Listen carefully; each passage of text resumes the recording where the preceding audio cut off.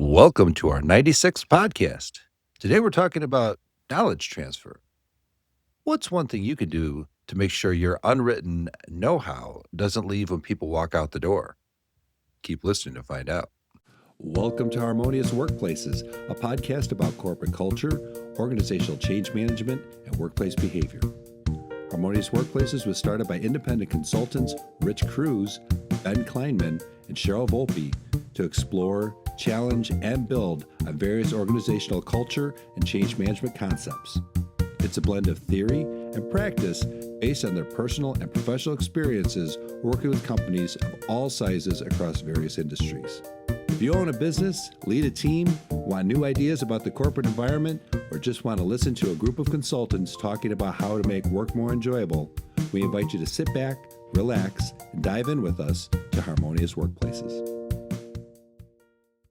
Hello, Harmonious Workplaces listeners. Welcome back to our podcast. I'm Rich Cruz, an organizational development consultant, and I'm joined by Ben Kleinman again. Hey, Ben, how are you? Hey, Rich. Hey, everyone. You're in Chicago again. So yes, back in home turf. Right on. And all the freezing temperatures today. It's a little brisk. Yeah. That's right. Yeah. Yep. And so a few episodes ago, was it episode 92? We were talking about our planting the seeds for knowledge transfer, right? And this came off of our December issue of TD Magazine article that was published. Right. Yeah. It was a whole article about knowledge transfer and sort of this ecosystem that we had developed, and you had a really nice graphic of how that all fits together. So maybe what we could do is just give the 2-minute recap for people who haven't listened to episode 92 yet, and then get everyone on the same page, and then dig deeper into some of those topics today and kind of expand on that. Sure thing. Okay. So imagine, if you will, and we can put this stuff, we'll put this in the show notes and all that, of course, but imagine, if you will, a tree. And this tree has, of course, what you would expect. It has roots, it has a trunk, it has branches, it is a fruit tree. And of course, then the fruit dies and continues to fertilize the tree and all that stuff, right? So our model, which was the knowledge to performance tree, has 5 components to it. The roots being the foundational inputs, that being vision and purpose, strategic objectives, systems and processes, and culture. Then we move into the development drivers. These are like formal and informal learning, strategic pairing, training. It's pairing people within the organization with each other that complement each other, training mentors, and putting psychological safety as an enabler within the organization. We had behavior enablers, which were, those are things like goal setting. These are the branches, right? Goal setting, contingency planning, aligning everything to strategic objectives, and then tracking and adjusting all that training that we're doing, right? The fruits of this, of course, are outcomes of performance, how effective and efficient we are, customer satisfaction, our net promoter scores, NPS, first acronym of the day. Yay. That was, wow. That was what, like 3 minutes in? Got that one down. Employee engagement, innovation, and advantage, right? So some of these being more, quantitative, right? And then other ones being, qualitative, in terms of, what are we producing? And then we have the feedback loop, right? So everything gets adjusted from monitoring, controlling, taking the feedback. Those are the surveys, audits, the data we collect, the communication changes that we, or the changes that we make and how we communicate that. And then any iterations, that we have to make to our initial plans and what we were doing, right? That was That was a mouthful, Ben. That was fantastic, Rich. That was the knowledge to transfer tree in a nutshell. In a nutshell. I see what you did there. And so, today we're going to focus really in on more of the roots part of this, right? Okay. So that's the knowledge capture part of this. Does that make sense? It sure does.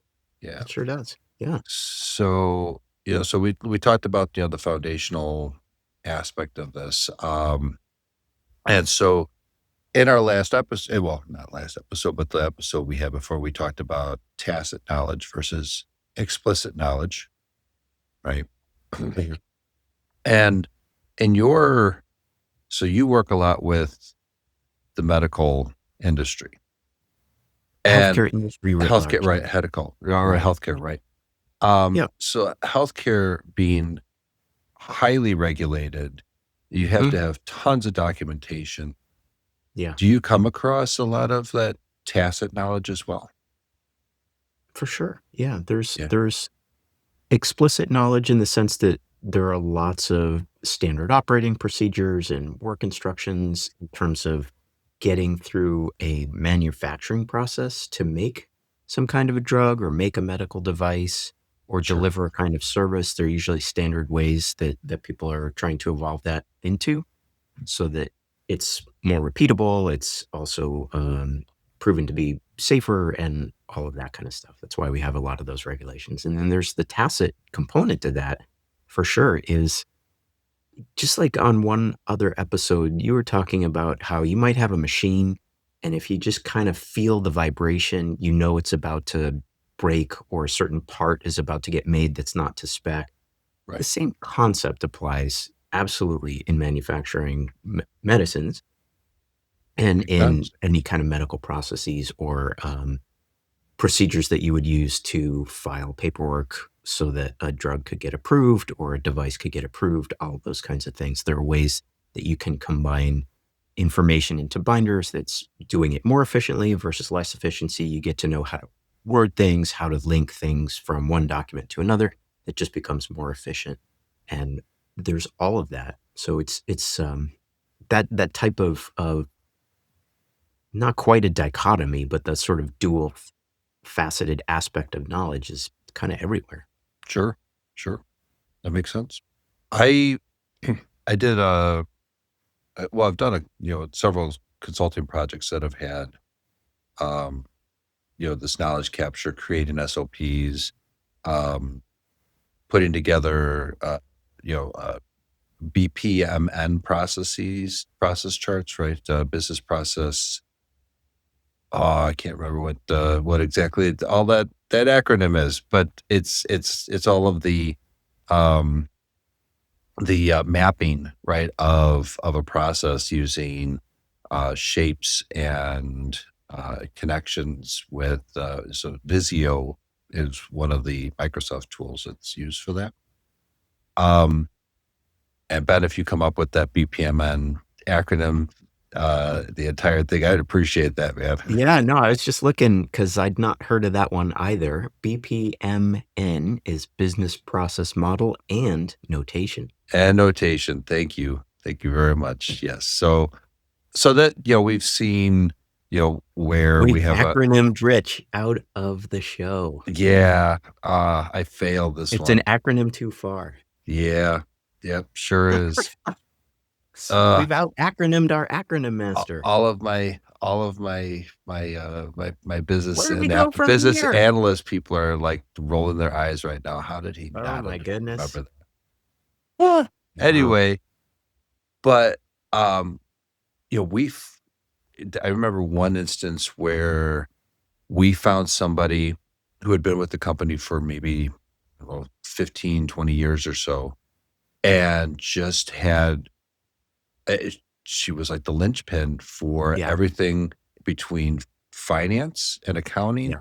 and operations, and all these processes that were running in the background with individual spreadsheets and her own, laboratory of, if I mix this with that or what, you know, and Wow. we were, just document this was that was about 40 different bespoke processes just within this one person, which is, you That know, were not written down anywhere else. right, right. Which kind of Wow. brings us to the next part, so we have, we've got to capture this tacit explicit knowledge, but the huge amount of risk that exists with people Yeah. who are like a single point of failure, right? It's amazing to see that. I can't tell you how many companies I've seen that are held together by some guy or some gal who knows all these kinds of things like you're just describing and Right, holds together.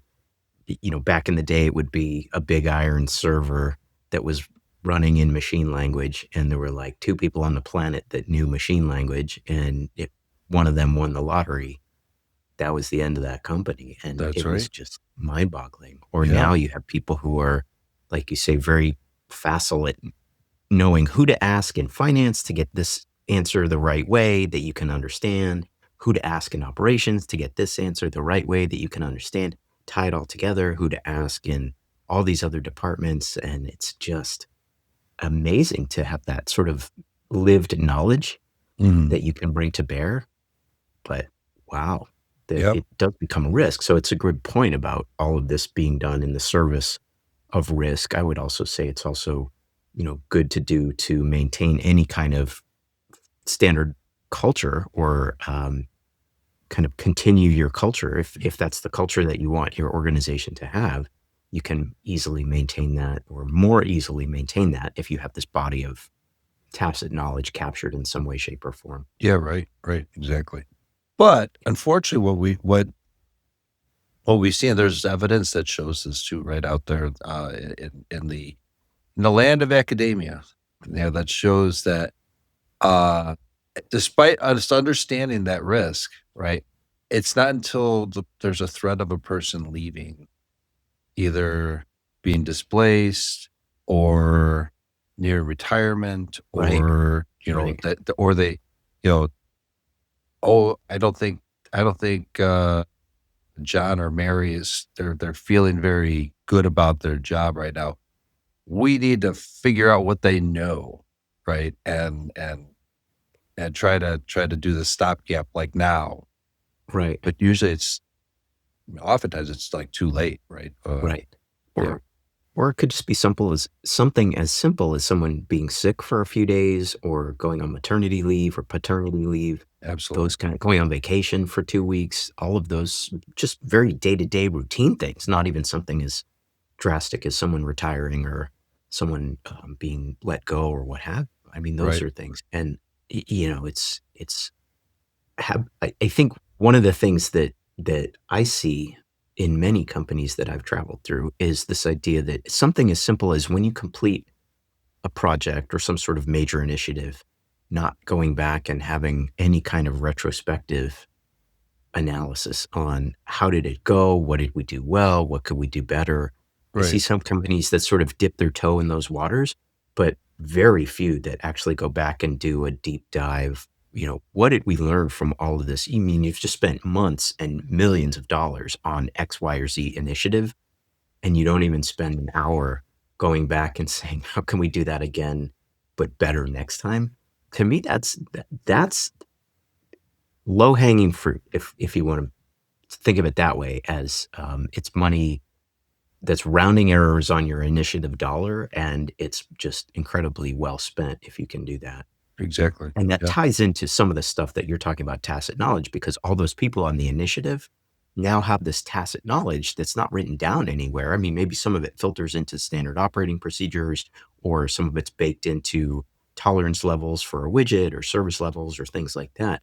But there's no real like, how did we get through this like very narrow crack in the rocks to get to the big beautiful paradise at the end of the show? And right. it's just amazing that people don't take advantage of that. And in That the was same way, when people realize there's uh-oh, somebody's going to be out for a little while, they go through maybe the top 3 things that they can think of as that person's sort of signing their last email before they shut their computer down for the day. There's got to be more attention put to that. Absolutely. Yeah. That was beautiful imagery, by the way. That getting to paradise. Love it. uh, and what, but part of the problem that I've seen, particularly with people who are, ready to retire or they've been there for a long time, they have or feel that they have some, expert power within the organization, right? That there could be this, you know, this hoarding of knowledge, right? Where this is this is my baby. This is what I know. I'm the one who put this in here. I'm the only one who, you know, knows when when I need to do the Fonzie thing and, Right. Give it a and little whack. give it a whack. Yeah, right. So for any of you who Sure. are too young to know, Fonzarelli was in Happy Days. Sitcom. There you go. It's a sitcom. That's right. And Ben has A referenced part of Jumping me. the Shark several times. That's right. Which I have been proud to have tried to jump on many occasions on our show. Right on. One of the things I'm wondering, maybe we could dig into it after we take a little break, is Yeah. to look at how we help people kind of extract that knowledge, but then also be willing to share that knowledge. I mean, Yep. it's amazing to me that even when people are retiring, there's not there could be a reticence to share that knowledge for whatever reason, but even Sure. and if there's not a reticence, just a sense of it doesn't quite always get done, or it gets done a little last minutey or sloppily or not very thoughtfully, Sure. and that's in the best of cases. So Right. maybe we dig into that a little bit when we come back. Yeah, that sounds great. Yeah. So we'll be right back. In a world where leadership needs clarity and action, and HR gets left out of the loop, one hermit crab steps in to save the day, only to be shut down by management. From the creators of Hermie the HR Hermit Crab and the Harmonious Workplaces podcast comes a new shell-shocking adventure, Out of the Loop Into the Fire, or HR Hung Out to Dry. This book blends workplace satire with evidence-based lessons, reminding leaders that culture, trust, and people strategy don't exist as extras.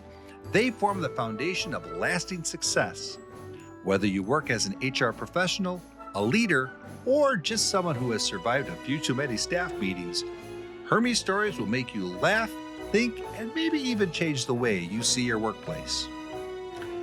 Purchase Hermie the HR Hermit Crab, Out of the Loop, Into the Fire, or HR Hung Out to Dry, now available on Amazon and Ingram Spark. Shop now at harmoniousworkplaces.com/HermieHRCrab. That's harmoniousworkplaces.com/HermieHRCrab. Huh, they changed your Fred. And we're back. Okay, Ben, you left us on a cliffhanger here. Dun, dun, dun. So talking about like how do we keep things from falling through the cracks, right? Yeah. Yeah. So We were talking about knowledge capture and Uh-huh. sort of setting the stage that the foundation of all of this knowledge to performance, de-risking, maintaining corporate culture, harmonious culture, it really resolves around part of it resolves around capturing tacit knowledge that isn't Right. written down anywhere or isn't part of anything that someone could just pick up and easily see or learn. Right. And so we started talking about getting into ways that we could do that. Sure.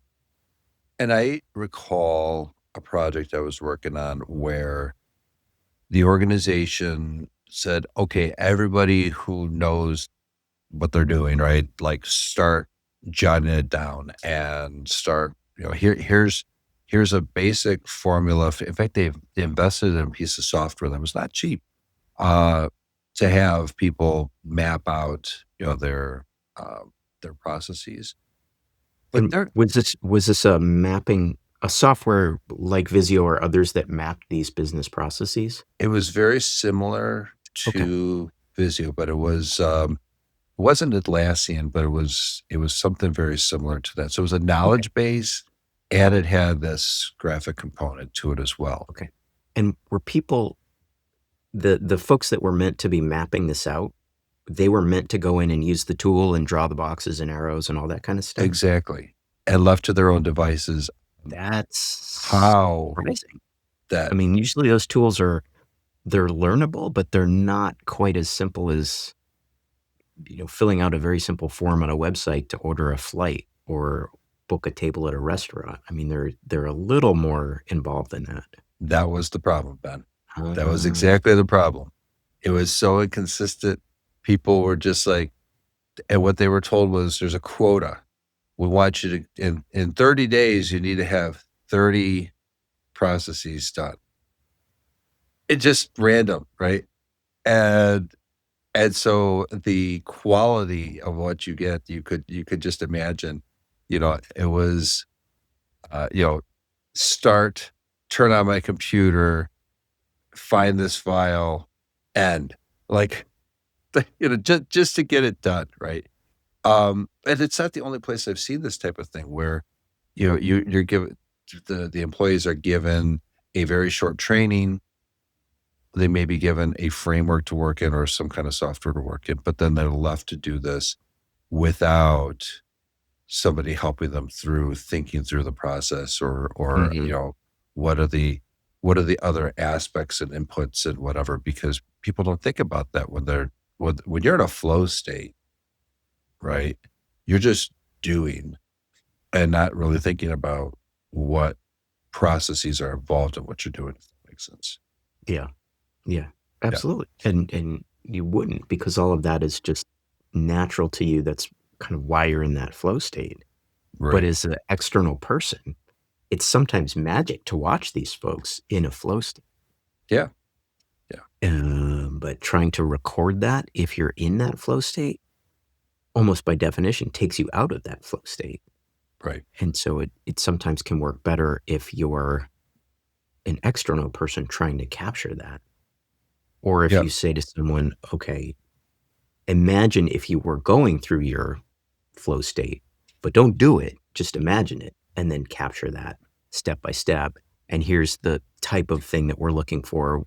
We know you're going to turn on your computer and log in, so you don't have to put that, but we do want you to say, how do you feel the right vibration in the machine and blah, blah, blah, blah, blah. Which is really interesting. Like there are techniques to elicit that type of information where it is simulation, right? And I've seen that used to some really good effect. Uh, there was a documentary where the musician Sting, from the Police, right, was put Yeah. into I believe it was an MRI machine, and they were looking at his brain activity, where they said, think about composing a song, think about um, playing a song, right? Think about your favorite music, and they were monitoring this brain activity, right? And um, and so they're able to see that he has certain parts of the brain that are firing, some parts of recall, some parts that are feelings and emotions and all that. And so when we can allow people to do some of the simulations of what they are doing on a day-to-day basis and have some external monitoring of that, we can sense, or the external person can oftentimes sense, the change in their emotion, the change in their body language, their demeanor. These are things that having them write stuff down or whatever just doesn't really capture, if that makes sense. But it's Yeah. super important to Mhm. what either figuring out the gap in quality that might be existing, or what is causing something to work, if that makes sense. Yeah, sure does. Sure does. So, So we've just, if I could just recap for a minute, I think Yeah. what we're kind of understanding so far is that knowledge capture is critical Right. to knowledge transfer and to performance and de-risking and maintaining culture. Yep. Knowledge capture doesn't have to be incredibly hard, but it can be. And one way not to do knowledge capture is give people complicated software with very limited training and very little guidance on what you're looking for in terms of what good looks like, and set them off, give them quotas and a short turnaround time Right. with no help. With no help. Yes. Okay. Don't do that. Don't do that. Yes. That is emphatically not a best practice. That's And right. will probably not get you the knowledge captured that you were hoping to capture. The other thing we learned, or we just somewhat agreed on or talked through, is this idea that if you're in a flow state, it can be very hard to capture that flow state. Right. It's helpful if that is captured maybe by an external person Sure. or an external entity, which then leads, of course, in this day and age to, can artificial intelligence capture that flow state for you?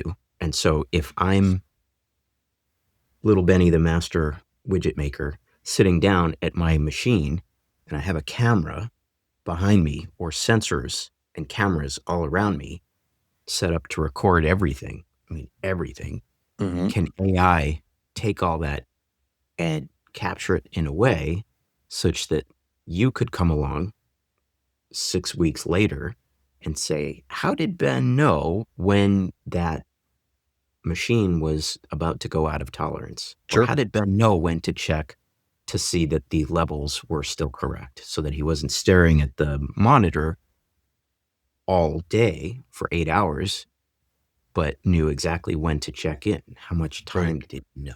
So does that make sense? Is that Totally makes theory sense. or is that reality? No, it totally makes sense, and definitely used in practice. And we could there's a lot to be learned from that. Why don't we do this? Let's take another quick break because I love that you brought that up. Be great. Okay. Okay. So when we come back, will AI save the day? Dun, dun, dun. Oh, the robots. Here we go. All right. We'll be right back. At Harmonious Workplaces, we believe work should provide purpose, satisfaction, and growth. We empower people to thrive by fostering environments where individuals can find meaning in their work and organizations can succeed through thoughtful, well-executed strategies. We're committed to making work better for the people who do it and the leaders who guide them. To discover how Harmonious Workplaces can impact your organization, visit www.harmoniousworkplaces.com and book a free 30-minute information session with one of our consultants today. Again, that's www.harmoniousworkplaces.com. And we're back. All right, Ben, it cannot be a discussion in 2026 without bringing in artificial intelligence, right? Right. So, right. yeah. And you teed this up before we went to the break on how can we use technology in this foundational input, aspect of knowledge performance, right? Have you seen this being used in the work that you're doing in change? Not yet. Not yet. And Really? the reason I say that is because I am not close enough to a lot of the operational and manufacturing parts of making a medicine. Mm-hmm. When I was doing medical devices, the last medical device I worked on was several years ago, before artificial intelligence was kind of as ubiquitous and useful as it is now. Sure. And the stuff that I'm seeing in terms of processes and sort of more the research and development stuff, I see artificial intelligence used a lot. I see language models used a lot, but I don't see it in terms of knowledge capture so much as facilitating knowledge generation. Got it. So using artificial intelligence to help people figure out, are there better molecular combinations that will target a certain type of disease, or are there better ways to think about running a process? Can we take a process and shrink it if we do things so helping with the thought exercises and Sure. mapping things out that way. But I don't think I've seen it yet where you've had, like we were talking about before the break, sensors on all the different machines, maybe sensors on people, cameras videotaping everything, and then having all of that become distilled into something that someone else could query in terms of how does this process really work? Not just Sure. the sit down at the thing, turn the machine on, put a pellet into the machine, watch the machine turn pellet into something else. Right. Those kinds of things. I personally have not seen that yet. Okay. And I have actually seen this used in the last, particularly the That's last so 3 years cool. or so, which is really cool. Yeah, it's That's you really know, cool. I mean, we've had artificial intelligence has been around for a while, right? I mean, so there are Oh, yeah, things, yeah, yeah. like, um, was it the software that does transcriptions, right? We've had that Dragon Easy Speak or whatever it was that Yeah. was around for a while, and now it's like Yeah, it's a medical transcription, so, yeah, not necessarily in the visit, but afterwards, a physician can just speak into a microphone, and the software will capture that and right. spit it into notes that go into an electronic health record. Yep. And then we've had screen capture software, right? Mhm. Various different types of that, right? Yeah, yeah. And so now what I've seen is where we can have video, which can be captured on just any device that you have around, an iPad, a phone, or of course some webcam or video camera or whatever it is, and then just observing what's happening, but recording it, having the person who's performing it talk through the process. And even if they're like, "Oops, I have to go back and do this," or "Oops, I have to go back and do that," right? But having that narrative come in, I've seen this work very well with software, where how to use a CRM system, customer relationship management system, how to use elements of an ERP system, enterprise resource planning system, um, and that could be how do we input products into a bill of materials, a BOM, BOM, right? How do we do that? Capturing that on a screen capture software, and then that can be translated into a step-by-step SOP, standard operating procedure, for how they do that. And you can even spit out that BPMN graph all in one shot from one session and That's done really cool. in minutes. So you kinda get your knowledge capture, you get a training video, and then you have this repository of information that you can query that has spit out a process flow, that spit out procedures that someone else can follow, and then presumably it's queryable. So if I had a question, I could go back and ask this knowledge repository something very nuanced or specific, and Yep, it would be able to churn through all the data it had. for That's sure. really cool. Yeah. That's really cool. And I've seen that used for not just software, but manufacturing processes. How do you cut a length of whatever material to size using a uh, computerized numeric controlling CNC machine, right? Nice one. Yeah, I probably botched it up, but but that's uh, these machines that run on that run on computers for automation, right? Um, I've seen this used in commercial construction, you're on site. How do we, now that could be pretty lengthy and involved, right? But how do we move this huge container to another part of the site with with reducing risk and Hmm. keeping safety in mind and those types of things, right? So uh, capturing that, even capturing some of the times where things fail and go sideways or whatever, Hmm. can also add to that that risk mitigation Yeah. in the Well, future, those are super important too. So, right? capturing best case is great, and then capturing these failure cases is also very important. Absolutely. Yeah. Yeah. I mean, you've in the change work that you've done, I'm sure you've come across times where changes failed or, Oh yeah, yeah, all the time. I mean, you learn stuff from your failures as much as your successes, and I think sure. sometimes the failures point out things a little more quickly, but they do help you see where things can be done a little bit better, or where you may have needed to try something different or approach a situation slightly differently.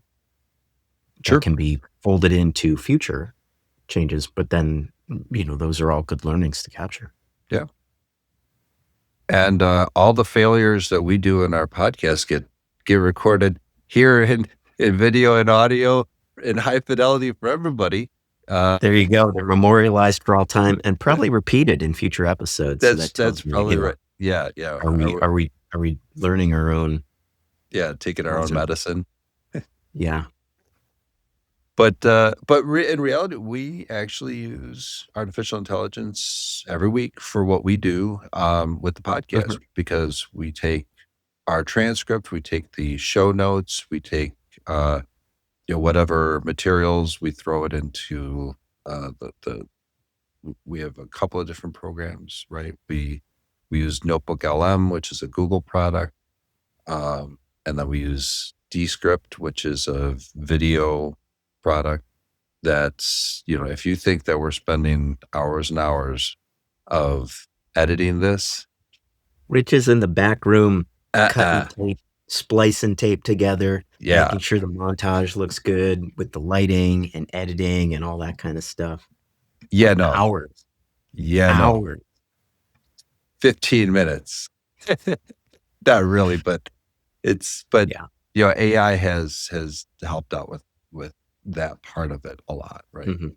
Mhm. Um, Do you do you think this may be a topic for a different day, but do you think that with all of this knowledge being captured now in many ways fairly easily, like the examples you were just talking about sure, show, with a little bit of setup time and prep work and investment in technology and all that, you can capture quite a lot of really rich information sure.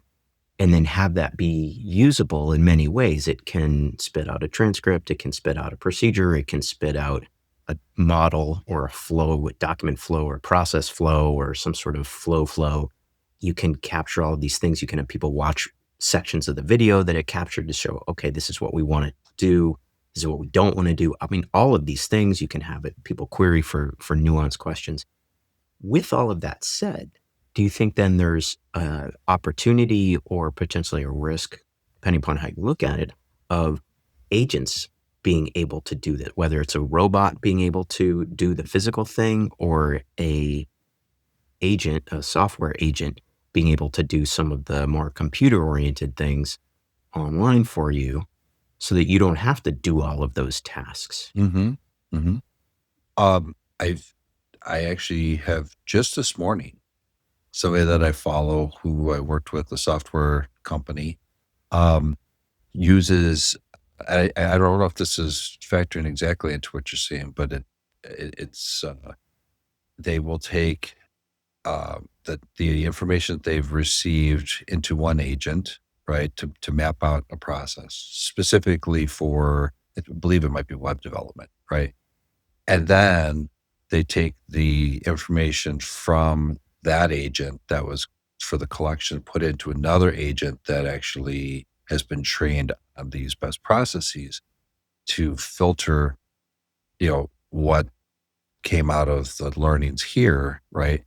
And then brought into the human element of auditing before it becomes, an SOP or becomes, something that goes into a knowledge base or something like that. Does that tie into what you're Yeah. saying there? So you have a series of agents that execute a number of different things, but at the end of the Right. day, the agents have now written a procedure or audited a document or whatever, and maybe there's a human in the loop at some point during or at the end state of that. But the agents have now done 90% of the auditing for something. Right. If I'm hearing you right. Yeah, that's Yeah. right. Yeah. Yeah. So it's basically, consider maybe you had an agent that was your, for lack of a better word, a business analyst, right? That was taking in all that information and trying to make sense of it. Then another one that was, think about it more like your SME, right? Your subject matter expert that is trained within that discipline to validate and configure, make corrections and all that. Then the human SME that comes in and says, okay, this makes sense. And how does this, or this doesn't make sense? And how do we make it so that we can use this? Yeah. That's great. That I am seeing a fair bit in terms of creating the first version of X, whether it's Right. a document, a regulatory filing document, a new procedure, those kinds of things. I'm seeing people starting to use models, agents that they've trained, what have you, to be able to craft that first version. So instead of people taking hours and hours and hours or days and days and days to do the first draft of something, they are able to take advantage of knowledge that's been put into this proprietary system. Right. Mhm. And then that system will crank out the first draft, which then people will review, Sure. or they'll have a first draft that some sort of agent will review. And then that gets to a human that will look at it, and it just saves gargantuan amounts of time. Tons of time, tons of waste reduction in that sense. Not Sure. just time, but rework, right? Which is Yep. another Rework. big. When it gets to be good enough, and you don't have humans taking that first draft that might be really substandard, like worse than a entry-level person could do on their first day on the job, that requires a lot of rework. But when you can get that first draft up to where a pretty senior person who has a lot of knowledge at that company, then it saves a lot of rework. Yeah. Quite a bit. For sure. But, I wonder then that do people start to worry about their jobs if you have agents doing a lot of the work? I mean, at some point, you were talking about the construction site example. If you have robots moving stuff from point A to point B and robots putting up foundations and walls and all that stuff, where's the jobs for the people? And Sure. what's the impact of that? Yep. It's a valid concern, but I think the more that we talk about AI, the more we're also talking about how do we humanize the workplace and how do we be so, it all feels very. I think I mentioned this. We were talking yesterday, Ben. It all feels somewhat Star Warsy, right? In the sense that we've got these, droids, these robots, these elements of technology that work alongside of us, and Microsoft speak, right? It's our co-pilots, that are working with us to help us. But there's still plenty of things that we need human intervention for, so the future of work is, I'm It's still work, it's still work. Yes. Right. Yeah. which can be a good thing for some people, but puts off my retirement a little bit longer. Well, that's good. I don't know when I'm ever going to see retirement, Ben. Everything always changes, so. All right. Ask your favorite LLM, Rich. There you go. Right on. Right. I love it. So I think maybe starting to sum some of this up, I think one of the things that has been interesting to see is that we have evolved from our conversation has evolved from capturing knowledge poorly or not at all to taking advantage of some of the technology that's evolved over the last few years to make it very easy to capture incredible amounts of detail and have that generate an incredible amount of useful knowledge or useful representations of that knowledge, whether it's process flows or whether it's a video of someone doing something or a training video or those kinds of things, queryable information, to where the ability to capture knowledge is not something that should necessarily put people off. And so maybe 10, 15 years ago, it was a burden in some ways to capture knowledge. I think we're getting to a point now where it's less of a burden and maybe not finger snap easy, but it's at a point where you can start, and you can start small, and you can do something to start capturing knowledge in some direction. Sure. To where it's easier than it was 15 years ago. And that's kind of one of the things that I fear as far as businesses, especially smaller businesses that may not have a lot of resources to hand to set up a lot of monitoring systems or knowledge capture systems, things like that, is how do you get started? What's the one thing you can do to just get started that will make it better tomorrow than it was last week? Sure. Some of these systems can help with that. Yep, I agree. Although, one thing that comes to mind is when we had Dr. Casey DeBryan on, he said, how do we know what people can do or what, and his answer was, you ask, right? So so what's one thing you can do now? You could start the dialogue and Right. and just start that recording. I mean, people, as long as they have some degree of psychological safety, that they understand that, they're not going to lose their job, or, I mean, frankly, sometimes, let's face it, sometimes the They knowledge probably capture might. might be that part, right? But, where they feel like they can contribute, right? And we've talked about, in psychology, right? We have these different stages of life, from the researcher Eric Erickson, particularly people who are between the ages of 40 and 60 in the workforce, right? They tend to be in this generativity versus stagnation area, where generativity meaning they want to pass down knowledge to, arguably the younger generations, but they want to pass on what they know, right? And there's like this drive to do that. Which sort of like an inbuilt drive to mentor other folks.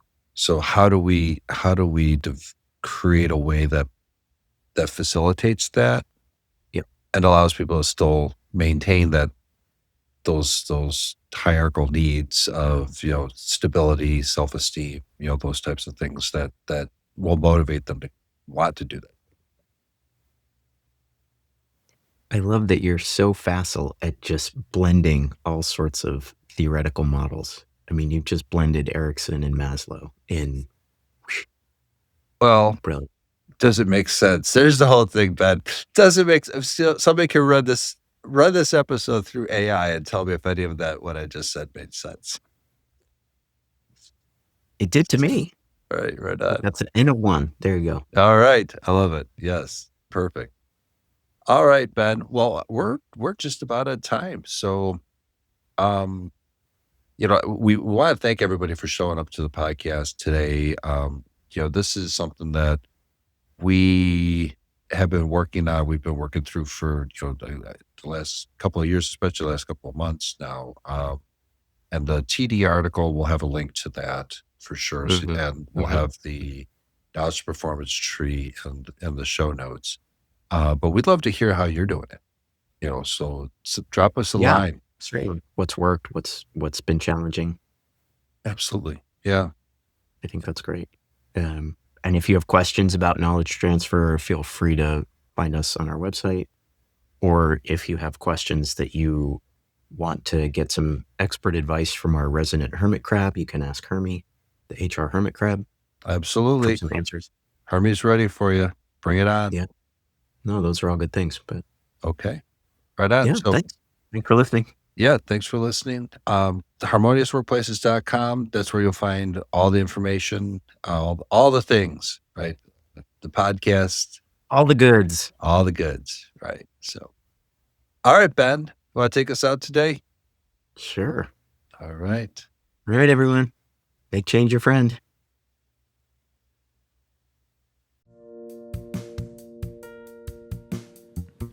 Thanks for listening to Harmonious Workplaces. You can find Harmonious Workplaces on LinkedIn, Twitter, YouTube, Spotify, Amazon, Apple, and other streaming platforms. We'd love any feedback on whatever channel you find us on.